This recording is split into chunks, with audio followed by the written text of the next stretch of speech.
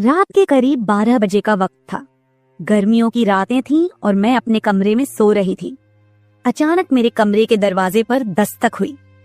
पहले तो मैं थोड़ा डर गई, लेकिन फिर सोचा शायद मेरा भाई ही होगा, क्योंकि घर में मेरे और भाई के अलावा कोई और नहीं था। मैंने उठकर दरवाजे की ओर कदम बढ़ाए।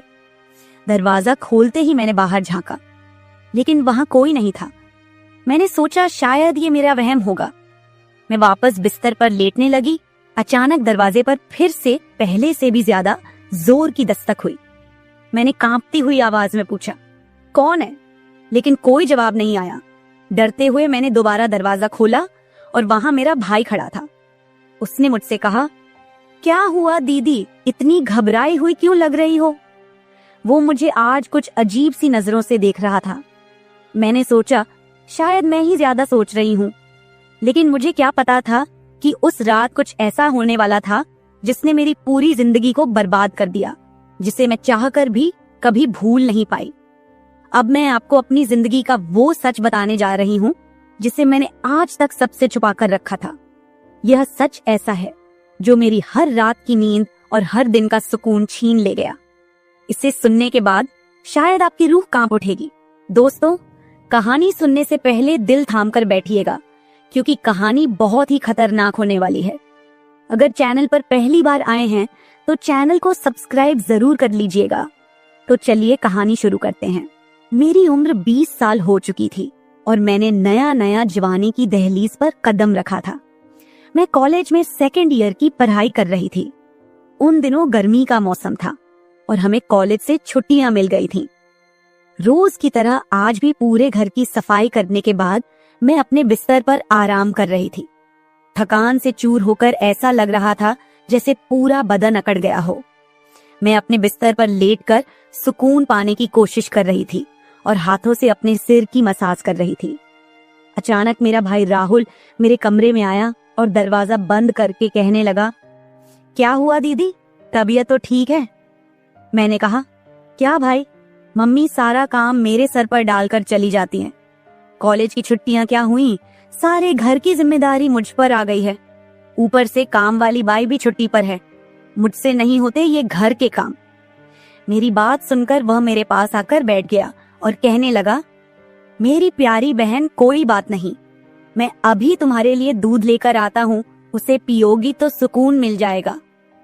राहुल की बात सुनकर मैं मुस्कुरा दी और कहा, बस तुम खाना बाहर से ले आना, मैं थोड़ी देर सोऊंगी तो मेरी तबीयत कुछ बेहतर हो जाएगी।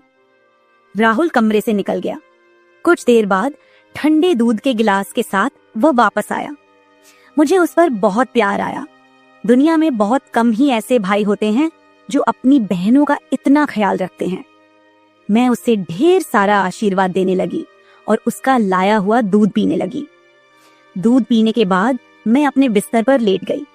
राहुल कहने लगा, चलो दीदी, मैं तुम्हारा सिर दबा देता हूँ, तुम सो जाओ। वह मेरे पास बैठ गया और अपने हाथों से मेरा सिर दबाने लगा।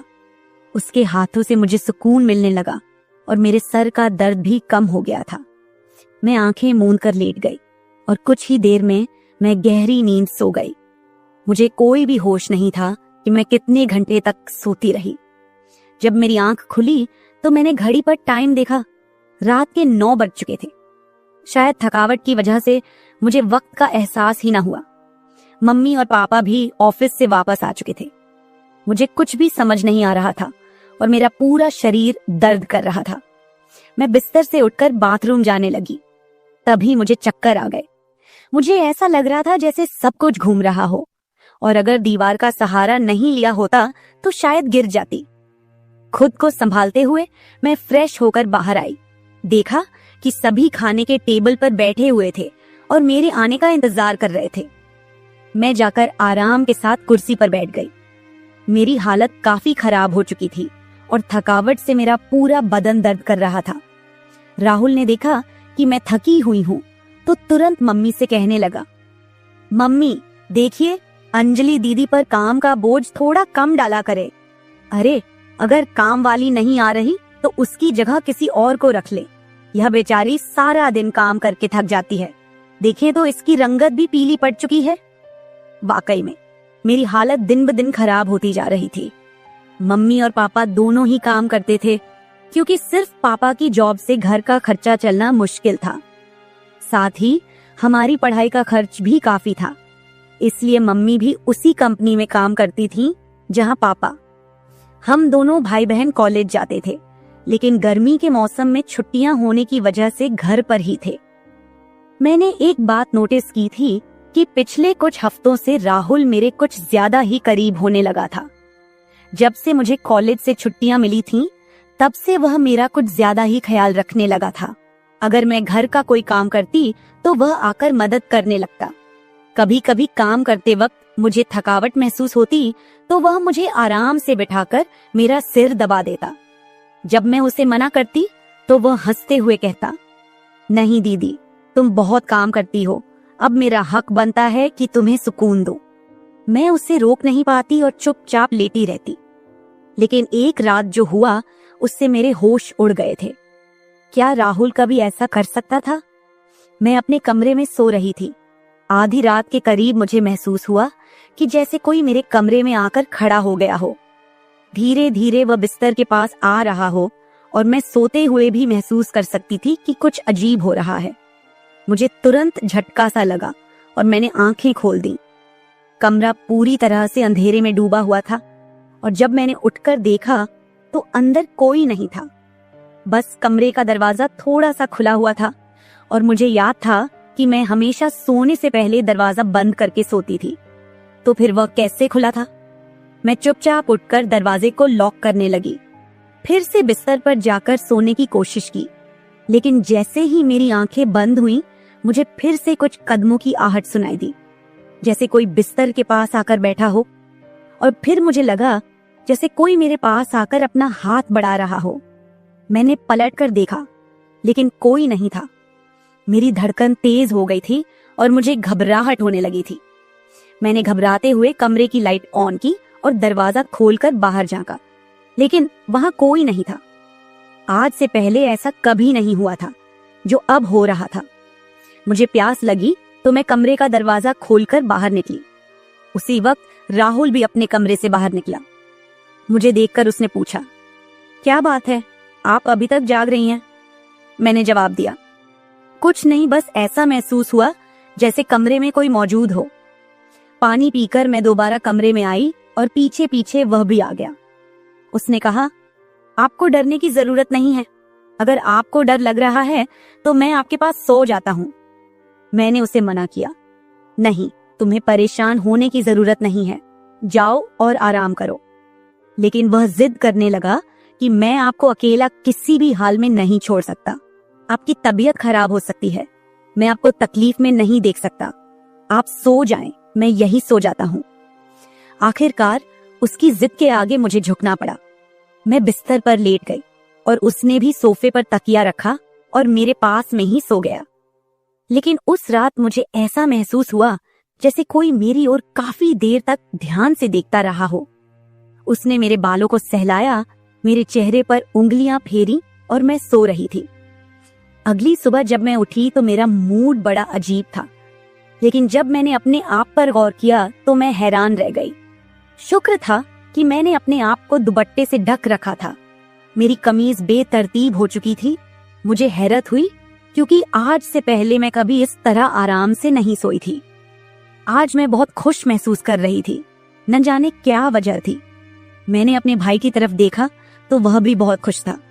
मैंने उसको पूछा, तुम आज इतने खुश क्यों हो? तो कहने लगा, जिसको आप जैसी बहन मिल जाए वो क्यों ना खुश हो। घर के सारे काम निपटाकर जब मैं बैठी तो राहुल तेल लेकर मेरे पास आ गया। कहने लगा, अंजलि दीदी, आप अपने बाल खोल दे, मैं आपके सर में मालिश कर देता हूँ। मुझे उसकी हरकतें कुछ अजीब लग रही थीं। मैंने कहा, ये तुम्हारा काम नहीं है, जाओ अपनी पढ़ाई करो, मुझे मालिश की जरूरत नहीं है। मगर उसने मेरी बात नहीं मानी और खुद ही मेरे बालों से कैचर उतार कर कहने लगा, आप नखरे मत किया करो, किस्मत वालों को ही ऐसे भाई मिलते हैं। जब आपका भाई आपके खूबसूरत रेशमी बालों में मसाज करना चाहता है तो आपको क्या समस्या हो सकती है? आ जाइए, मैं आपके सर की मसाज कर देता हूँ, आपको बहुत सुकून मिलेगा। वह मुझे उठाकर कमरे में ले गया। मैं बेड पर तकिया रखकर लेट गई। मेरे बाल बेड से नीचे लटक रहे थे। वह मेरे सरहाने बैठकर मेरे बालों की मसाज करने लगा। राहुल मुझसे 3 साल छोटा था, मगर मुझे नाम से बुलाता था। कहता, आप इतनी प्यारी हैं कि आपको देखकर दिल करता है कि आप हमेशा इसी तरह मुस्कुराती रहें और मैं आपका लाभ उठाता रहूं।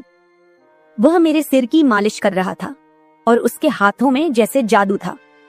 मुझे इतना मजा आया कि मैं नींद की वादियों में खोने लगी। तेल की खुशबू भी बहुत जबरदस्त थी।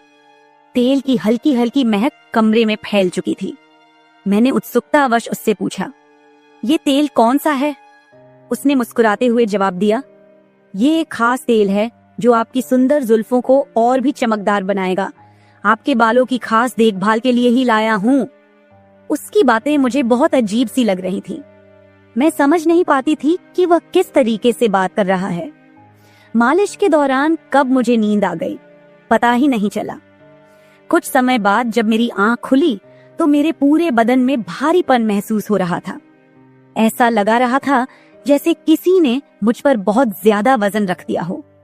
मेरी टांगों और हाथों में अजीब सा दर्द था, मानो घंटों तक मैं किसी भारी बोझ के नीचे रही हूं।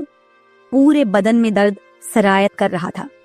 मैं धीरे धीरे उठकर बैठी और चारों तरफ नजर दौड़ाई। मेरे कपड़े हल्के हल्के गीले हो गए थे और पंखा भी बंद था। कमरे में गर्मी का एहसास हो रहा था। मैंने चक्कर खाती हालत में बेड से नीचे कदम रखा, मगर पैरों में जैसे जान नहीं थी। मैंने अपने भाई को देखा जो शांत और सामान्य नजर आ रहा था। लेकिन यह सब क्या हो रहा था? मुझे समझ नहीं आ रहा था कि आखिरकार ऐसा क्यों हो रहा है। बड़ी मुश्किल से खुद को घसीटते हुए मैं बाथरूम पहुंची और फ्रेश होकर आई। आईने में अपनी हालत देखी तो ऐसा लगा जैसे मैं पूरी रात सोने की बजाय किसी मेहनत वाले काम में जुटी रही हूं। जब मैं कमरे से बाहर निकली तो मुझे हल्की हल्की फुसफुसाने की आवाजें सुनाई दी। ऐसा लगा जैसे कोई किसी से बातचीत कर रहा हो। घर में मेरे और राहुल के अलावा कोई नहीं था। फिर वह किससे बात कर रहा था? प्यास लगने के कारण मैं पहले किचन में पानी पीने गई, लेकिन तब तक आवाजें आनी बंद हो चुकी थीं। जैसे ही मैं किचन के दरवाजे के पास पहुंची, राहुल बैठक से बाहर निकलता दिखा। उसके हाथों में कई नोटों के बंडल थे और उसके चेहरे पर एक अजीब सी मुस्कान थी। मेरे माथे पर बल पड़ गए। उसने जैसे ही मुझे देखा चौंक गया। कहने लगा, दीदी आप उठ गईं। मैंने बिना जवाब दिए धीरे धीरे उसके करीब जाकर पूछा, ये पैसे कहां से आए? वह हड़बड़ा गया और तुरंत उन्हें अपनी जेब में डालने की कोशिश करने लगा। मैंने उसका हाथ पकड़कर उन पैसों को बाहर निकाला और सख्ती से पूछा, सच सच बताओ, इतने पैसे तुम्हारे पास कैसे आए? वह घबरा गया और कहने लगा, प्लीज पापा को मत बताना। ये पैसे पापा के एक दोस्त ने पुराने कर्ज के रूप में लौटाए हैं। मैंने सोचा था कि इनसे मोबाइल खरीद लूंगा। उसकी बात सुनकर मेरा गुस्सा 7वें आसमान पर पहुंच गया। मैंने उसे डांटते हुए कहा, क्या तुम्हें घर की हालत का जरा भी अंदाजा नहीं है? मम्मी पापा दोनों इतनी मेहनत कर रहे हैं और तुम इन पैसों से मोबाइल खरीदने की सोच रहे हो। उसने शर्मिंदा होकर पैसे मुझे थमा दिए। मैंने वो पैसे रात को पापा को दे दिए। उस रात राहुल ने मुझसे एक भी बात नहीं की और जल्दी सोने चला गया। मैं अगले दिन किचन में काम कर रही थी जब राहुल अपने दोस्तों के साथ घर में दाखिल हुआ। मैं जितनी हैरान होती उतना ही कम था, क्योंकि वह अपने दोस्तों को सीधा लाउंज में ही ले आया था। उस वक्त मैं दुपट्टा उतारकर बर्तन साफ कर रही थी। जब वह सब हंसते हुए अंदर आए, मैंने तुरंत दुपट्टा ऊपर लिया और फिर राहुल को समझाने लगी कि यह क्या तरीका है? तुम जानते हो इस वक्त मम्मी पापा घर नहीं हैं, फिर भी इन लोगों को घर ले आए हो। राहुल मुस्कुराते हुए बोला, दीदी ये घर मेरा भी है और आपको कोई दिक्कत नहीं होनी चाहिए। वैसे भी ये मेरे खास दोस्त हैं, आप उनके लिए खाना बना दें। वह मुझसे काफी नाराज हो चुका था, मगर अब मैं क्या करती? खाना तो बनाना जरूरी था। मैंने मजबूर होकर खाना तैयार किया और टेबल पर लगा दिया। मैंने गौर किया कि उसके दोस्त बार बार मुझे घूर कर देख रहे थे। वे सभी राहुल की उम्र से बड़े थे और अजीब तरीके से घूर रहे थे, जैसे कच्चा ही खा जाएंगे। मैं तुरंत अपने कमरे में चली गई और दरवाजा बंद कर लिया। उनके जाने के बाद मैंने राहुल से कड़े शब्दों में कहा, दोबारा तुम्हारे दोस्त इस घर में नजर न आए, नहीं तो मैं मम्मी पापा को सब बता दूंगी। राहुल ने कुछ पल मेरी ओर देखा और फिर मुस्कुराते हुए बोला, ठीक है, वो नहीं आएंगे, लेकिन आप मम्मी पापा को कुछ मत बताइए। मुझे राहुल की हरकतें कुछ मुश्किल सी लगने लगी थी, क्योंकि वह मुझे अजीब तरह से देखने लगा था। उस रात मैं बिस्तर पर लेटी थी और आराम करने की कोशिश कर रही थी। अचानक मैंने महसूस किया कि मेरे पैरों पर किसी का हाथ था। मैं हड़बड़ाकर उठी और देखा कि राहुल मेरे पैरों को अपनी गोद में रखकर मसाज कर रहा था। मैंने उससे ऐसा करने से मना किया, मगर वह कहने लगा, मैं जो कर रहा हूँ मुझे करने दे। इस घर में एक मैं ही हूँ जिसे आपकी इतनी फिक्र है। मम्मी पापा को तो बस अपने काम की पड़ी रहती है। खैर, मैं भी थक चुकी थी। आंखें बंद की और सोने लगी। राहुल के हाथों मसाज करवाने से मैं नींद की गहराई में खोने लगी थी, मगर जब मेरी आंख खुली तो मेरे होश उड़ गए। मेरा सर बुरी तरह चकरा रहा था। बिस्तर की चादर बिल्कुल बेतरतीब हो चुकी थी। बिस्तर पर एक पुरुषों की शर्ट और परफ्यूम रखा हुआ था। यह सामान किसका था? मैं तो कुछ भी बोल नहीं सकी।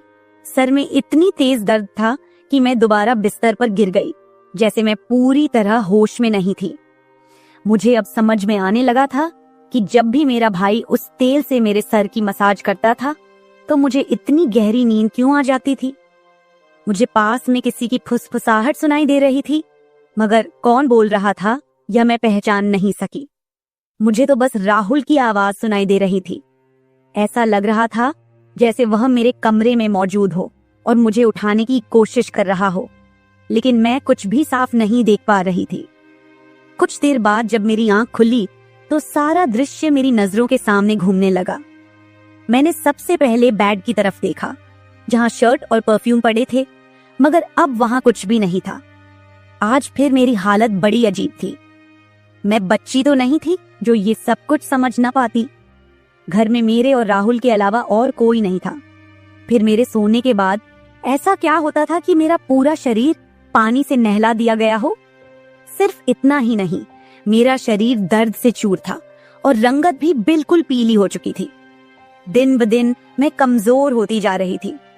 उस दिन भी राहुल मेरे करीब आने की कोशिश कर रहा था, मगर मैं बहाना बनाकर अपने कमरे में आ गई थी। दिमाग में अजीब से विचार आने लगे थे। तबीयत भी काफी खराब थी। माँ ने मेरी हालत देखकर पूछा, क्या बात है, तुम ठीक नहीं लग रही हो? मैंने कुछ नहीं कहा। माँ ने कहा कि अगले दिन वे मुझे डॉक्टर के पास ले जाएंगी। उस रात मैं बार बार उठ रही थी और ठीक से सो नहीं पाई। अगले दिन मेरे मम्मी पापा रोज की तरह अपने काम पर चले गए थे। उन्हें शायद मेरी परवाह नहीं थी। मैं खुद ही डॉक्टर के पास गई, जहां अल्ट्रासाउंड में पता चला कि मैं पेट से हूं। मेरे तो पैरों तले जमीन खिसक गई। आखिर यह सब मेरे साथ कौन कर सकता था? राहुल मेरा भाई था, लेकिन फिर मेरे दिमाग में यह बात आई कि वह मेरा सौतेला भाई है। वो माँ की दूसरी शादी से हुआ था, जबकि मैं उनकी पहली शादी की औलाद थी। इस तरह की बातें मुझे गलत सोचने पर मजबूर कर रही थीं। समझ नहीं आ रहा था कि कैसे अपने माँ बाप को यह बात बताऊं। राहुल मेरा सौतेला भाई जब मेरे पास बैठता तो कभी मेरा हाथ पकड़ता तो कभी मेरे गाल खींच देता। उसकी हरकतें मुझे परेशान कर रही थीं, लेकिन मैं उसको कुछ कह नहीं पा रही थी। मेरे दिमाग में यही सवाल गूंज रहे थे कि आखिरकार मेरे साथ ऐसा कौन कर सकता है। फिर मैंने एक दिन अपने कमरे में मोबाइल का कैमरा फिट करके रख दिया ताकि सच्चाई सामने आ सके। उस दिन हमारे माता पिता घर पर नहीं थे। राहुल फिर से मेरे पास आया और मेरे सिर की मालिश करने लगा। मैंने पूरी कोशिश की कि मैं ना सोऊं, लेकिन वह तेल इतना अजीब था कि मैं उसकी खुशबू से बेहोश हो गई। 1 घंटे बाद जब मेरी आंखें खुली तो माँ पापा घर लौट चुके थे। मैंने सबसे पहले कैमरे की रिकॉर्डिंग देखी। जो कुछ मैंने देखा वह मेरे होश उड़ा देने के लिए काफी था। राहुल मेरे कमरे में अपने दोस्तों को लाता था जो मेरे साथ बुरा व्यवहार करते थे। फिर अपना काम पूरा करने के बाद वे राहुल को पैसे देते और चले जाते। जब मुझे इस सच का पता चला तो मैं पूरी तरह से टूट गई। मैं गुस्से में अपने कमरे से बाहर आई और राहुल का गिरेबान पकड़कर मैंने उसे थप्पड़ मारने शुरू कर दिए। मेरी चीख सुनकर मम्मी पापा भी वहां आ गए। पापा ने मेरा हाथ पकड़ लिया और गुस्से में कहने लगे, क्या हो गया है? तुम इसे क्यों मार रही हो? होश में हो? क्या पागल हो गई हो? क्यों मार रही हो इसे? मैंने रोते हुए वीडियो दिखा दी कि यह जलील इंसान मेरे साथ क्या कर रहा था। वीडियो देखते ही माँ बेहोश होकर जमीन पर गिर गई। ये देखकर पापा को भी बहुत ज्यादा गुस्सा आया। उन्होंने राहुल को गुस्से में पकड़ लिया और उसे बुरी तरह पीटना शुरू कर दिया। उसके मुंह और नाक से खून बह रहा था। राहुल ने गुस्से में कहा, मैंने इसे कभी भी अपनी बहन समझा ही नहीं। मुझे पैसों की जरूरत थी। लोग इसके लाखों रुपए देने को तैयार थे। मुझे अपनी जरूरतें पूरी करनी थी, इसलिए मैंने यह कदम उठाया। मैं अपने कानों पर हाथ रखकर बस रोए जा रही थी। पापा ने उसे इतना मारा कि वो लहूलुहान हो गया, लेकिन जैसे तैसे खुद को छुड़ाकर वह घर से भाग गया और फिर कभी उस घर में वापस नहीं आया। इस हादसे को मेरे लिए भूल पाना तो दूर, इसे याद करते हुए आज भी मेरी रूह कांप जाती है। भाई वही होता है जो आपके सगे खून का हो। किसी भी अनजान मर्द के सहारे अपनी बेटी को छोड़ना बहुत बड़ी भूल हो सकती है, क्योंकि कुछ शैतानी सोच रखने वाले लोग हर वक्त इस ताक में रहते हैं कि कब किसी मासूम की इज्जत से खिलवाड़ करें। मेरी वीडियो देखने वाले सभी दर्शकों को यही गुजारिश है कि अपनी बहन बेटियों को कभी भी किसी अनजान मर्द के सहारे उन्हें अकेला न छोड़े और बेटियों की सिर्फ परवरिश मत कीजिए, उन्हें आत्मनिर्भर और आत्मरक्षक बनना सिखाइए। इस सारे मामले में आपको किसकी गलती लगती है? हमारे माँ बाप की, जिन्होंने पैसा कमाने के चक्कर में हमारे ऊपर कभी ध्यान ही नहीं दिया, या फिर मेरी, जो अपने सौतेले भाई पर सरगे से भी ज्यादा भरोसा करती थी, या फिर इस समाज की, जो बेटियों को कमजोर और बेबस मानता है। आपकी राय मेरे लिए बहुत मायने रखती है। कमेंट बॉक्स में जरूर बताएं कि इस पूरे मामले में आप किसे गलत मानते हैं। मैं अपनी कहानी आपके साथ इसलिए साझा कर रही हूँ ताकि यह किसी और के लिए एक सीख बन सके। यह सिर्फ एक घटना नहीं है, बल्कि एक चेतावनी है कि हम सबको सतर्क रहना चाहिए। अगर आपको मेरी यह कहानी पसंद आई और आप मानते हैं कि इसे सुनकर कोई और भी जागरूक हो सकता है, तो इसे शेयर जरूर करें। अगर आप ऐसी और भी कहानियां सुनना चाहते हैं जो मनोरंजन के साथ एक संदेश भी दें, तो मेरे चैनल को सब्सक्राइब जरूर करें। बेल आइकॉन दबाना मत भूलिएगा ताकि आपको मेरी हर नई कहानी समय पर मिल सके। कल फिर मिलते हैं एक नई कहानी के साथ। धन्यवाद। हेलो दोस्तों, आज की कहानी मेरे और मेरे ससुर जी के रिश्ते के बीच की है। मेरा नाम कामिनी है और मेरी उम्र अभी 26 साल है। मैं काफी खूबसूरत हूँ।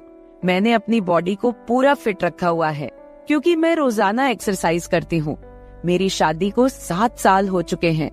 मेरे मम्मी पापा ने गरीबी की वजह से मेरी शादी कम उम्र में ही एक अमीर लड़के से करवा दी, लेकिन वो लड़का अक्सर बीमार रहता था। उसके हार्ट में कोई प्रॉब्लम थी।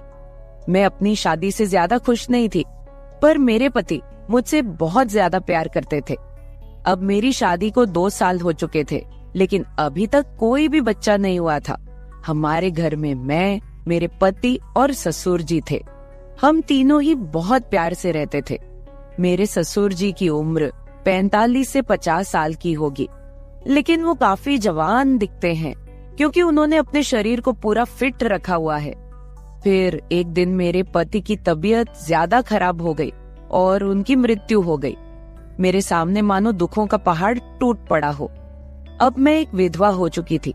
धीरे धीरे मेरे पति को गुजरे काफी समय हो गया था। अब मेरे ससुर जी और मैं दोनों ही घर में रहते थे।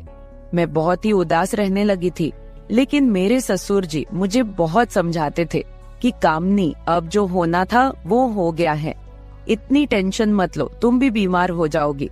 मैं तो कहता हूँ कि तुम दोबारा से शादी कर लो, अभी तुम्हारी उम्र ही क्या है। पर साथ ही साथ वो मुझे अजीब सी नजरों से देखते थे। फिर मैं अपना घर चलाने के लिए जॉब करने लगी क्योंकि मेरे घर में अब कमाने वाला कोई नहीं बचा था। मैं दिन भर ऑफिस में रहती और शाम के 7 बजे तक घर आती। ससुर जी का बिजनेस ठीक ठाक चलता था, पैसों की कुछ खास चिंता नहीं थी। फिर भी मैं सोचती हूँ कि खाली घर पर बैठकर क्या करूंगी, इसलिए जॉब करती हूँ और थोड़ा दिल भी बहल जाता है और टाइम पास भी हो जाता है। अब मेरे पति को गए हुए बहुत दिन हो चुके थे, इसलिए मैं उनकी मृत्यु के सदमे से थोड़ा थोड़ा बाहर निकल रही थी। ऑफिस की सहेलियों ने मुझे बहुत समझाया कि तुम शादी कर लो। मेरी एक बहुत अच्छी सहेली है, हम दोनों साथ साथ ऑफिस जाती हैं। एक दिन ऑफिस से निकलते वक्त मेरी सहेली ने मुझे घर पर बुलाया, क्योंकि मेरे ऑफिस और घर के बीच ही मेरी सहेली का घर है। तो मैं उसके घर चली गई। हमने चाय पी और फिर इधर उधर की थोड़ी बातें की। मेरी सहेली ने कहा कि क्या तुझे पता है ऑफिस में क्या चल रहा है? मैंने कहा नहीं यार, मुझे उससे क्या फर्क पड़ने वाला है, वैसे भी तो मैं ऑफिस में अपना मन बहलाने के लिए ही जाती हूँ। फिर मेरी सहेली बोली, फिर तू सुन ले, हमारे ऑफिस में सभी लोग एक दूसरे से मिलकर रहते हैं और किसी को भी कोई समस्या हो वो सभी मिलकर सुलझा लेते हैं। देखो, जो काम वाली आंटी है वह विधवा हो चुकी है, लेकिन ऑफिस के लोगों ने मिलकर उनकी शादी करवा दी है। अब वह बहुत खुशी खुशी रहती है और उनका भी एक सहारा बन गया है। मैंने उसकी बातों पर ज्यादा ध्यान नहीं दिया और वहाँ से अपने घर चली आई। मैं थोड़ा थोड़ा अपनी सहेली की बातों को समझ रही थी कि वो मुझे शादी करने के बारे में बोल रही है। फिर मैंने घर आकर ससुर जी को खाना बनाकर दिया और खुद भी खाना खाया। मैं अपने कमरे में बैठी थी, मुझे नींद नहीं आ रही थी। सुबह के लगभग 10 बज रहे थे। आज रविवार था, मुझे ऑफिस नहीं जाना था। तभी मेरे दिमाग में मेरी सहेली के मुंह से सुनी हुई बातें चलने लगी। मैं सोच सोचकर परेशान सी होने लगी।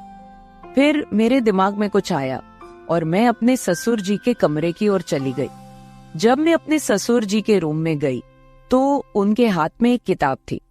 मुझे देखकर उन्होंने किताब को तकिए के नीचे रख दिया। मैंने देख लिए था कि ससुर जी कौन सी किताब देख रहे हैं। मैंने कहा, ससुर जी आप क्या पढ़ रहे हो? वह बोले, कुछ नहीं बहू, किताब देख रहा था बस। बताओ क्या बात है? मैं बोली, कुछ नहीं ससुर जी, मुझे आपसे कुछ जरूरी बात करनी है। उन्होंने कहा, हाँ बहू कहो, क्या बात करनी है? मैंने कहा, ससुर जी बात थोड़ी अजीब है, मैं सोच रही थी कि आपसे कहूँ कि नहीं। उन्होंने कहा, अरे पहले तुम बोलो तो सही, क्या बात है? ऐसा कभी हुआ है कि तुमने कभी मेरे से कुछ मांगा हो और मैंने तुम्हें लाके ना दिया हो? तुम मेरा इतना ख्याल रखती हो, जो भी बात है खुलकर बोलो।